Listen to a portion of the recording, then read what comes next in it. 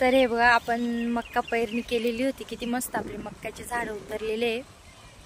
पण जशी मक्का पेरणी केलेली आहे तसं पाण्याचं एक थेंबही आलेलं नाही. त्या दिवसापासून तो शेवटचा पाऊस होता.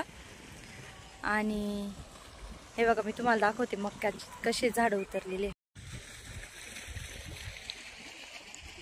हे पहा, हे असे आपले मक्याचे झाड उतरलेले. पण ज्या दिवसापासून पेरणी केलेली आहे त्या दिवसापासून एकही पाणी पडलेलं नाही. पण तरी ते चांगल्या प्रकारे उतरले. कारण वलमध्ये पेरतो, वलमध्ये पेरण्याचा हाच एक फायदा असतो की आपलं बी कोंब धरून आणि मस्तपैकी वरती निघून येतं. हे बघा, आता पाऊस बिलकुल आलेला नाही, त्याच्यामुळे काही ठिकाणी दाणे कमी कमी अंतरावर उतरलेले, पेरले व्यवस्थित आहे. पण हे बघा, इथे जसे की बारीक दाणा जो असतो एखादा तो उगत नाही. कारण हेच आहे की पाऊस आला नाही. पाऊस जर आला असता तर बऱ्यापैकी आपला मकई पण भरपूर प्रमाणात दाट आला असता.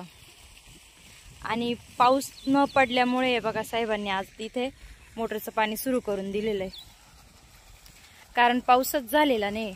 आपल्या मकईंना जसे मकईचे दाणे पेरले त्या दिवसापासून पाणीच झालेलं नाही. म्हणजे वरचा 1 किंवा 2 पाणी तरी पाहिजे, म्हणजे लवकर भरभर वाढता. त्यामुळे इथे आपलं विहिरीतलं मोटरीचं पाणी सुरू करून दिलेलं होतं. पहा, आणि हे असं आध पण नव्हतं भरलेलं, पण सलम पाणी होतं, त्याच्यामुळे हे असं सोडून दिलेलं होतं. आणि मग मका असं ओला करायचं काम चालू होतं. आणि इकडं आपण साहेबांना विचारू आपण काबर पाणी लावलं तुम्ही? पाणी काबर लावलं? पाऊस पडत नाही म्हणून. मग ते अजून वातावरण तर भरपूर झालेलं आहे. काळ बरंच काळ झालेलं आहे. असं दिवसातून 2 ते 3 वेळेस वातावरण होतं, पण पाऊसच पडत नाही. आणि अजून हे 4-5 दिवस नसते राहिले का बिना पाण्याचे? नाही, पक्षी उचलून नेतात त्याला. जे पण येते त्याला पक्षी उचलून. आणि आता आपण किती दिवस झाले तरी मकाई पेरून? साधारणतः 8 दिवस झाले. 8. आणि मकाईचे दाणे उतरायला किती दिवस लागतात? 3 ते 4 दिवसात दिसतात. हा ना. म्हणजे आपल्या मकाईंना 5-6 दिवसापासून पाणीच नाहीये एकही.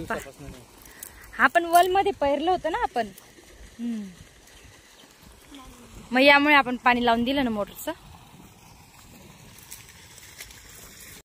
तर याचमुळे पाणी नाहीये आपल्या मकाईला. म्हणून म्हटलं तुम्हाला दाखव की शेतकऱ्याची कशी कंडिशन राहती. ऐन वेळेस त्याला कसे जुगाड करावं लागतं. वरचं पाण्याच्या आधारावर सुद्धा काही गोष्टी करावं नाही लागत. आणि केल्या तरी त्याच्यासाठी आपला पाण्याचा स्रोत हा भरपूर महत्वाचा आहे.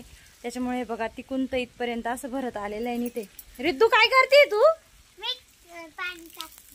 पण तू पाणी नाही टाकलं तरी जाणार आहे त्या मकईला. आय चल. आणि घरापाशी पाणी राहिलं का मग तर यांना तर चान्सच पाहिजे पाणी खेळायला. बस लागले त्यांच्या कामाला. यांचं काम एकच आहे की बना काम बिघडवायचं, असं काम आहे यांचं.